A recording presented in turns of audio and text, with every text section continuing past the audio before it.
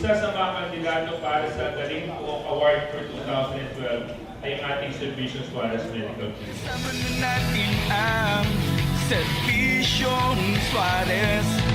Ibibigay sa'yo lunas na kailangan mo. Sa kalusugan, Servisyong Suarez, ikaw ay aalagaan. Servisyong Suarez. Kinikilala po ito ngayon ng DOH. Nakita po nila na mabilis po natin at epektibo po natin na ihatid ang tulong pinansal sa ating mga puspalad na mga kababayan. Na hindi po tayo umaasa sa mga doktor, hindi po tayo umaasa sa mga empleyado ng probinsya. Ang binibigyan natin ng kapangyarihan ay yung mismong nasa barangay na naglilingkod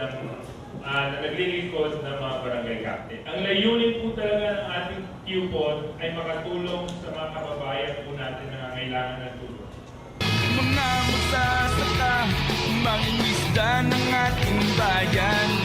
Servisyong Suarez sa agrikultura ay abot kamay.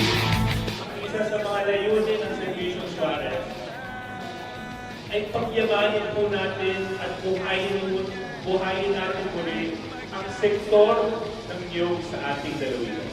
Bakit? Pero ako po'y naniniwala na kung niyog lang ang pag-uusapan, wala nang mas gagaling pa sa mga taga Quezon Province. Quezon Province ang pinakamagaling sa niyog. Ang pangarap ko para sa isang magsasaka ng taga Quezon ay huwag lang umasa sa kita ng niyog. Kung maaari makapagtanim po siya ng high-value crops, bakit hindi natin sila bigyan ng high-value crops? Kung maaaring kumita ang isang magsasaka sa pag-aalaga ng mga dekalidad na hayop, bakit hindi natin siya bigyan ng livelihood opportunity para makapag-alaga ng mga kambing, ng mga baka? At ito po lahat mga kasama ay sakop ng programang pang-agrikultura ng Pamalang Pandalawin. Kaya mga Quezon yan, tara na't magkaisa. Layunin ng Servisyong Suarez, tayo'y magsama-sama.